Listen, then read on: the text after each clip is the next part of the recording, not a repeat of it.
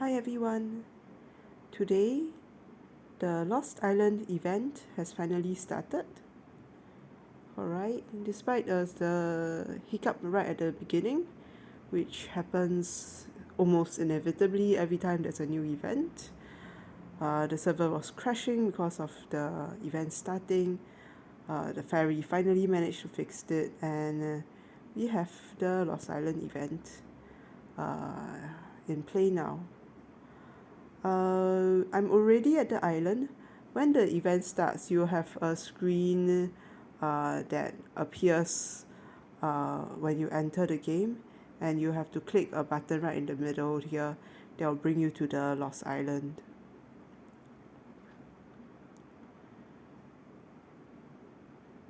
Once you get to the Lost Island, the place you spawn will be exactly right where your Alliance blockhouse is. And this is the Alliance blockhouse, is the gem-like structure that matches your Alliance color. Alright, so these are the Alliance blockhouse. And if I click there, open. Alright, you can see the different turf here. And this is basically the Alliance blockhouse. This is also the place where you send for your Warzone construction. So you can still skill up your Cultivator, Raider, and Herder classes, respectively. In this zone, you do not need to be shielded. Other players cannot attack you, and you also cannot attack other players from your Alliance blockhouse, the Alliance safe zone. First thing first, what you need to do is look around the map. You have your usual insects. Alright, you have your spiders, you have your mantis, and your longhorn, and your hermit crabs, and your scorpions. Alright, but instead of the usual level 15, you'll see that once you click further, they go up to level 17 now, and the spider changes into a longhorn spider, the giant mantis changes into the ground beetle, the hermit crab changes into the devil stick insect, and the scorpion changes into the earwing. The termite hill unfortunately does not change, and it's still the same old termite hill. The insects are harder to beat compared to previously. So let's say a level 17 earwing here will recommend you to have almost 1 million much power. The insects are also more difficult to defeat the further they are from your Alliance territory. So you can see this level 17 earwing has got a 69.7% increase in troop difficulty for being 46 feet away from me, and I'm located quite close to Alliance territory right now. And this one, a few feet further, and it goes up to 72. And this one quite far out, it's a penalty. It's a penalty for marching far out. So basically what the game is encouraging players to do is march to insects and pals that are close to their Alliance territory and stay within their Alliance territory. The next thing to look at, other than the insects, is the lizard. You've got your usual level 30 lizard. The penalty also applies, But as long as you aren't marching too far out, if you are able to comfortably defeat the level 30 lizard normally, it is still a level 30 lizard. Higher up than that, you have the gecko. However, in the initial area, I cannot find the gecko. Possibly if you get into the clash area and look around, you might be able to find some geckos, but so far I haven't found any. Right? Or maybe right in the abundance area.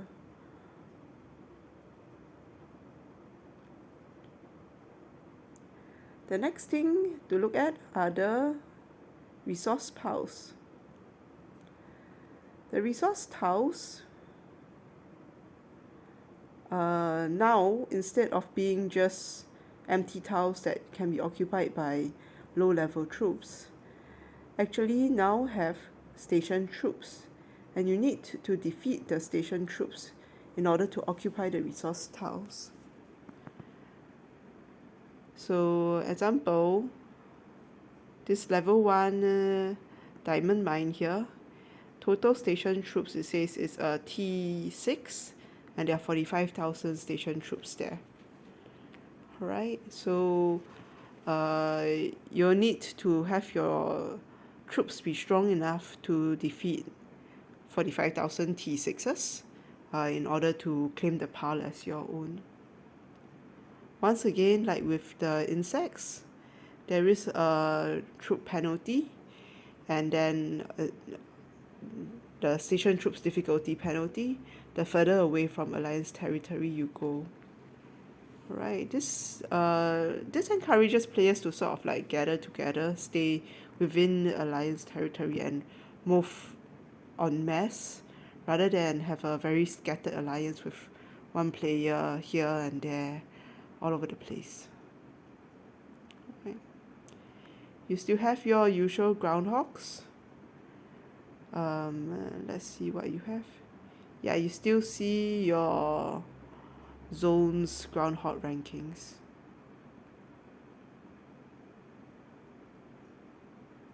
In order to gather, what you need to do is first occupy the tile. So example, this is my tile. Alright, so what I did previously was I invaded the tile with one of my units. If you win, then you will occupy the tile. After you occupy the tile, your troops will immediately come home. Then if you want to gather, then you need to send troops out to gather. Alright, then you have the option to gather. Alright, so what does occupying the tile do for you? And how many can you occupy? This button up there shows you the occupation details here. Alright, you start off 20 nodes that you can occupy, and occupying the node will actually allow you to, the node will automatically generate season soldier ants. You'll notice my tile list is almost entirely plants, and I've looked for level 4 bushes to occupy.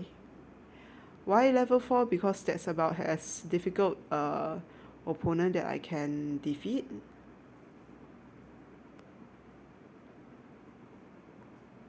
Alright, the level 4 has T9s and 225,000 of them. If they aren't too far away, I can beat that. But the level 5, I've tried even within the Alliance territory. The level 5 has T10s and is quite difficult to actually win the battle. So I've not been able to occupy any level 5 tiles. Right, and if you look around the area, the level 5 tiles are all vacant, and you have players just occupying the level 1s and 2s even. the higher the level of the tile, the more soldier ants, the more seasoned soldier ants get produced. So you see a level 1 meat tile produces 2 per hour, whereas a level 7 produces 14 per hour. So of course, if you want to progress faster in the game, you want more seasoned soldier ants, so you want to be on as high a level tile as you are capable of occupying. So when you defeat the insects, what you get? Right, regular insects give this type of hunt bonus.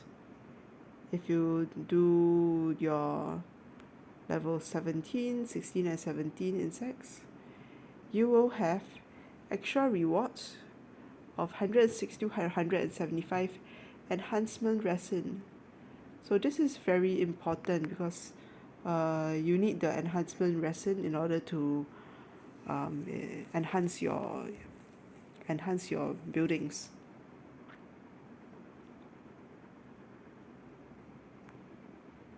And you see that the scorpion does not have that. Alright. So you accumulate the enhancement resin by by killing insects, and you can do 20 a day. And basically you'll be asked to place this building called the Season Troop Camp at the start of the event. This is where you go to heal off any soldiers, or rather heal off any of your seasoned soldiers. And this is where the pulse actually start producing soldier ants for you, and you can tell your current ant output rate. So you can log in multiple times a day and just click on to collect the ants as they are being produced.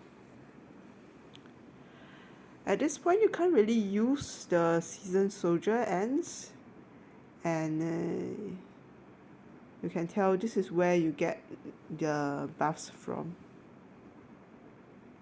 Alright, so the fortress,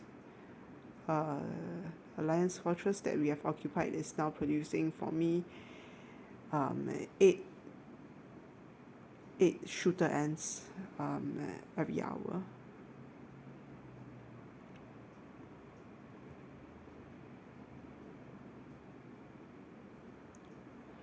So I've occupied mainly bushes. The reason why I've occupied bushes is because the bushes produce carrier ants, and my build in terms of evolutions is geared strongly towards carriers.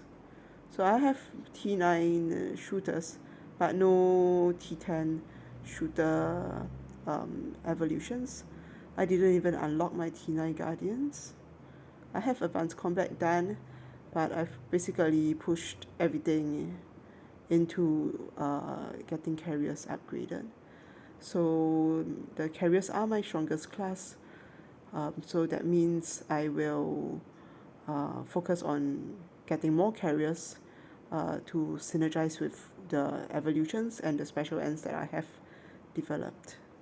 So if you have a shooter main, you want to gather and you want to occupy on the sand plots, because the sand plots will produce your shooter ends.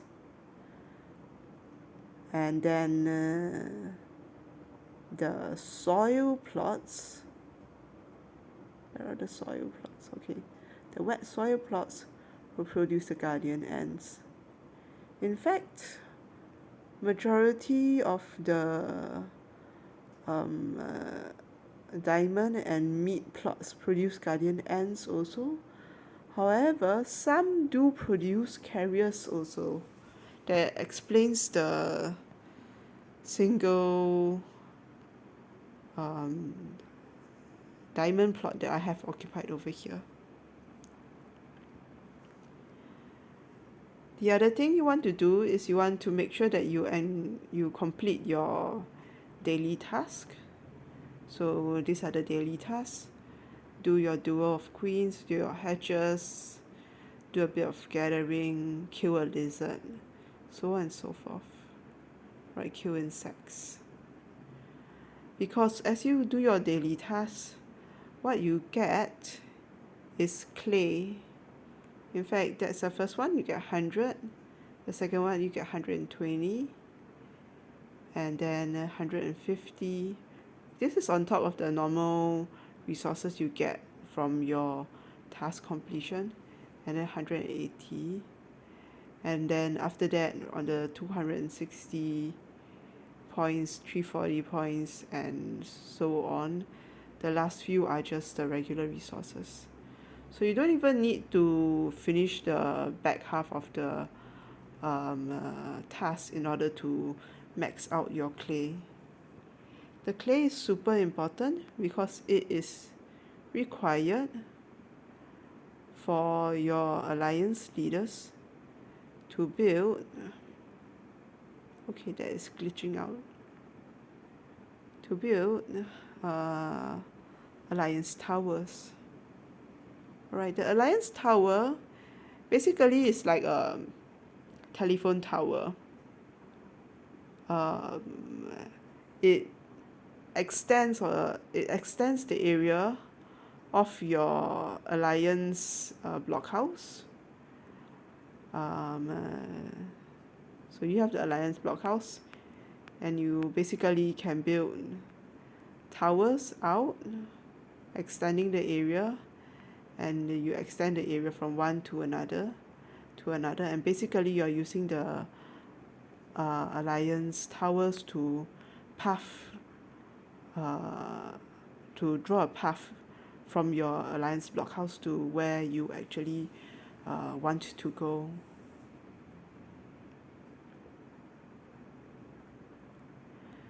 And to build the alliance towers, you click on alliance, you click on territory, and you can see the number of alliance buildings you have, the number of fortresses you have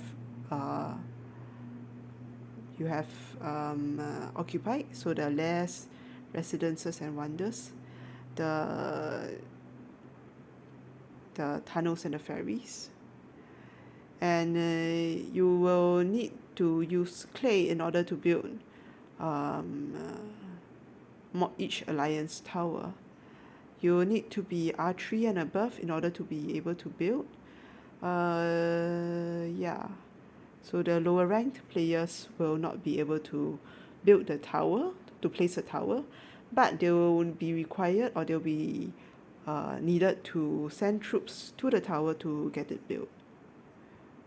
So once the tower is placed, instead of having a solid line like this, it starts off with sort of like a jagged line, and then over here, this is a built tower. Instead of troop support, there will be an option in the center in order to click to build. And what you'll do is you'll send your troop out to the alliance tower to contribute to its construction. Once it's done constructing, the troops will convert into a garrison at the area, and they'll stay there defending the tower. It's not necessary to keep your troops constantly garrisoning the tower unless the tower is under attack by an enemy alliance. So if you have other enemy alliances coming in and invading your territory, and they are fighting to take down your towers, then you can add your own ants and your soldiers to the towers to defend it, and they'll need to defeat all of your soldier ants in order to start removing the durability on your alliance tower.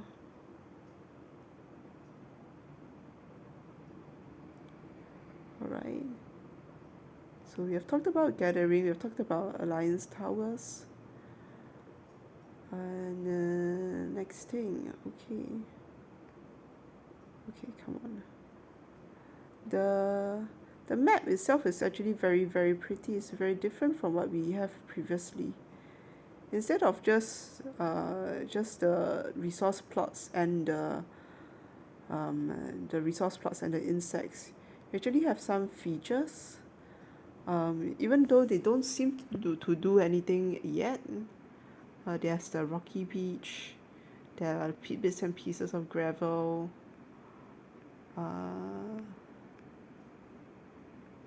another beach, there are puddles. This makes things interesting in terms of the scenery. And then from one area to another, it's all separated by rivers, which the Alliance territory cannot extend past. Right. Alliance Tower cannot be located in this terrain. Right. And then in order to get through the rivers, you will need to, or rather to pass through the rivers, you'll need to make use of the ferry terminal in order to pass through the river. So say for example, we are trying to get to the Wonder over here.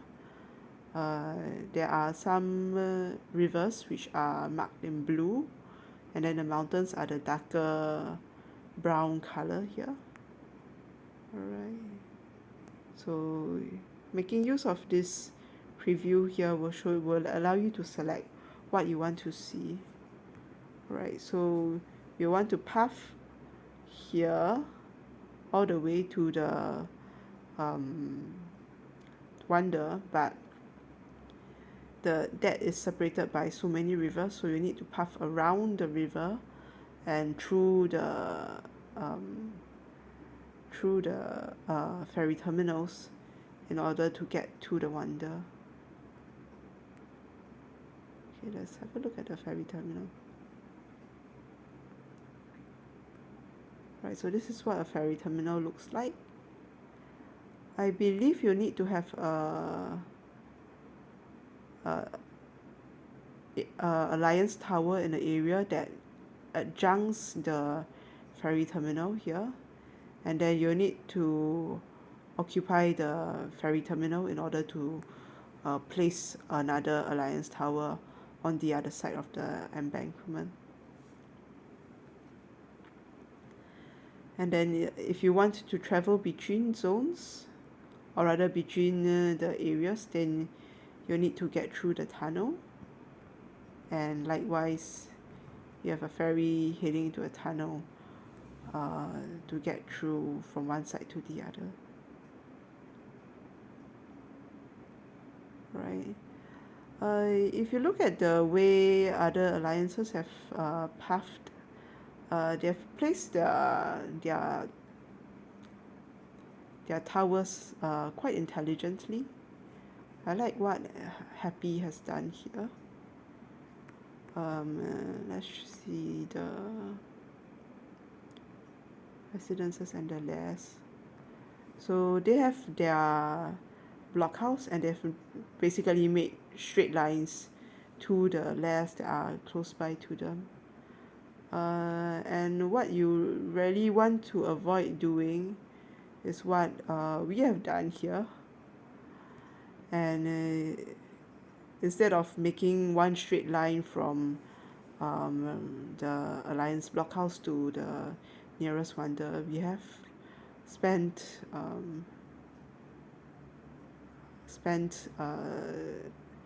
clay building towers that basically just expand the Alliance territory in a broad fashion rather than with it directly paving outwards. So this is not what you want to do. You want to put one and just tile outwards one after another, just like this.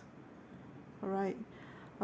This is a reason why permissions to path are limited to R3s and above. So Alliance leadership can assign players to whom they trust to actually spend alliance resources.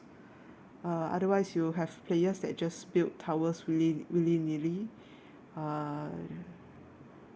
without the ultimate goal of trying to get the alliance area to any particular destination.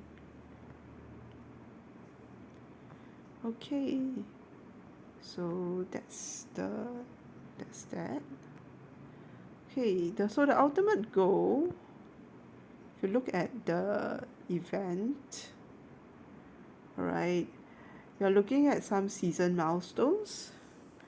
The milestones will arise with time, and then as they open, then you want to contribute and get and achieve the milestone. And then with each milestone achieved, you get some enhancement resin. And then with the resin, you'll be able to enhance your buildings. All right, and then resources and hornet. Hornets. Interesting.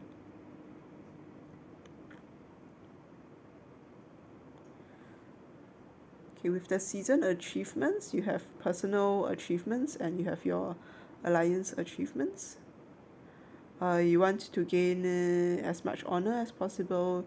You want to gain as much seasoned soldier ends as possible, and you want to enhance your buildings, occupy resource nodes, and defeat level 16.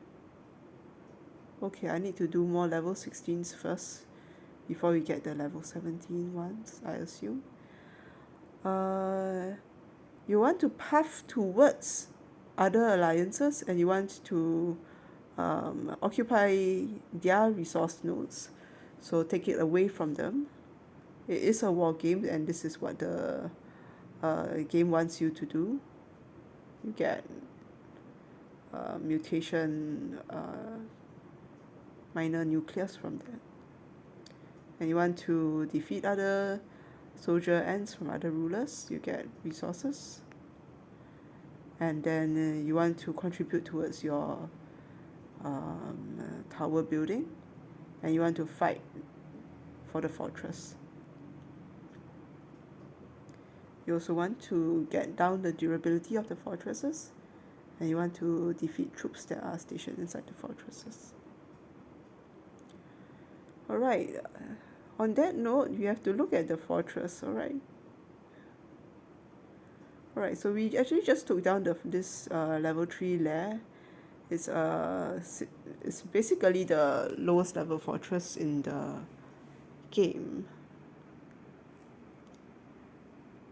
Okay, once you occupy it, the fortress gives the alliance a buff in terms of the shooter health and the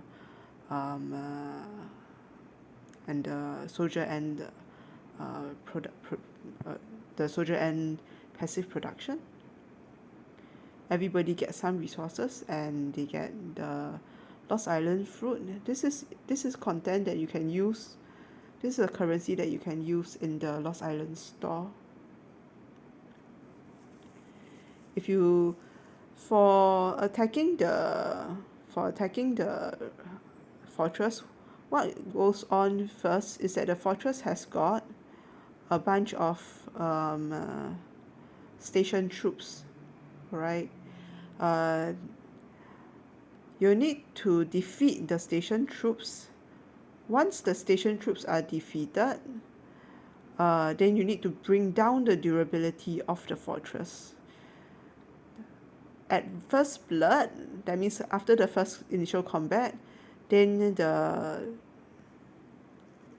will be a timer that will actually start counting down, and you need to defeat the station troops and clear the durability of the fortress within that timer. Beyond the timer, then the station troops basically respawn. It's a 1 hour timer, I believe.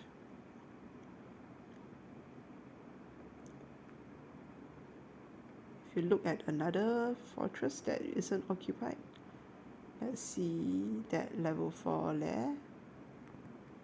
Then you can see it's got 2.7 million station troops. So you can either rally or solo attack against this stationing.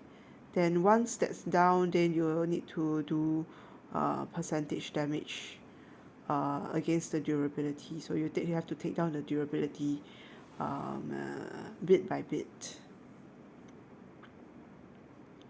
So you will need to use your march units and bash against the fortress multiple times in order to take down the durability. And then the players who defeat the most station troops and the players who damage the most durability, they will receive greater rewards for taking over the fortress. So this rewards the activity and encourages players to take part in that activity.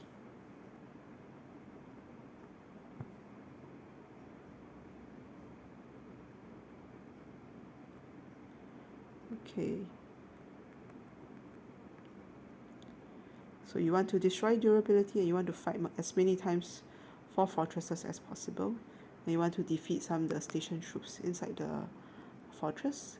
I will assume that once you hit the first milestone, then you have a subsequent milestone. So you, more and more and more, and you get better and better results, more and more rewards from completing the event.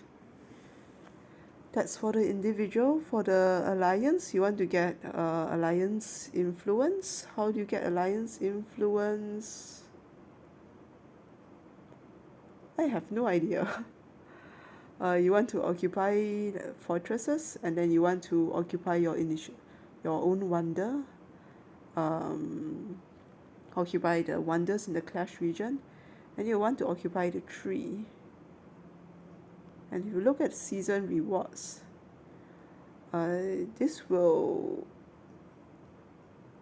the season rewards will be ranked as per honor. All right. And then for the alliance occupation rewards, they are ranked as per the achievements. All right.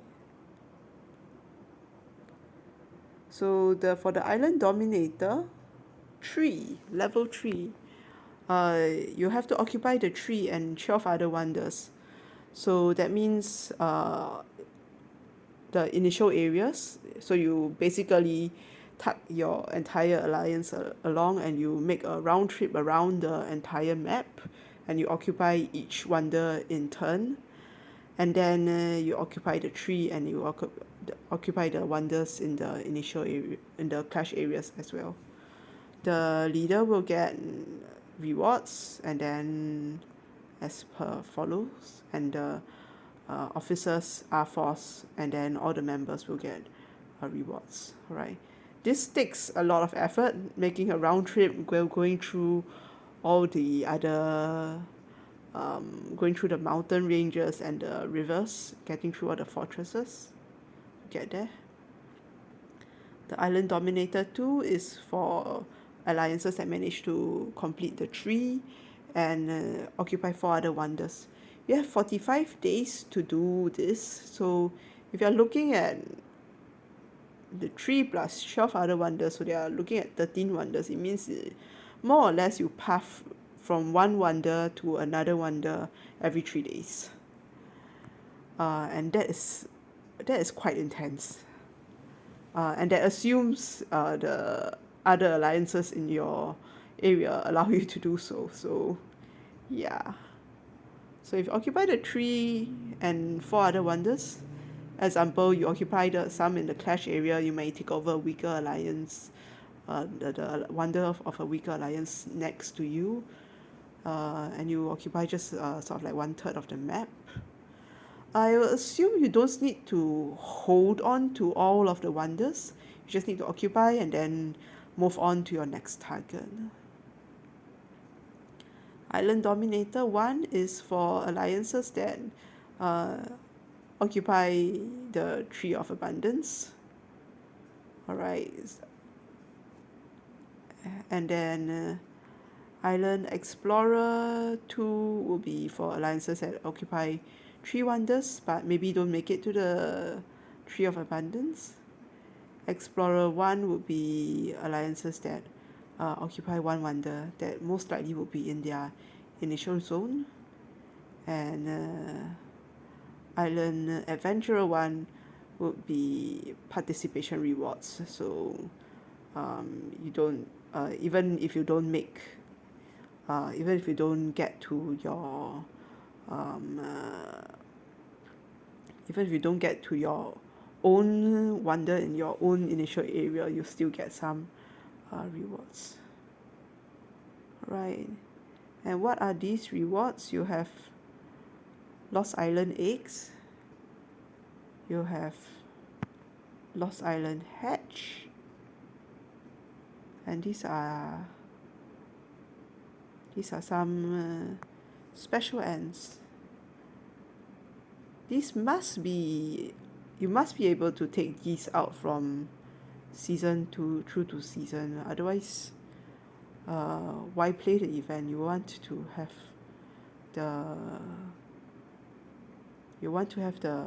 some actual reward to make the event worthwhile.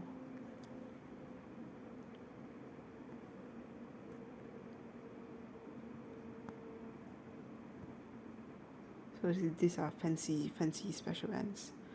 You have to get lucky to acquire them though. I got a feeling. Okay. Yeah, so that's basically the targets that alliances can set for themselves. How far, how many wonders do you intend to occupy? The tree, maybe a couple more wonders around it. And we are in maintenance, lovely.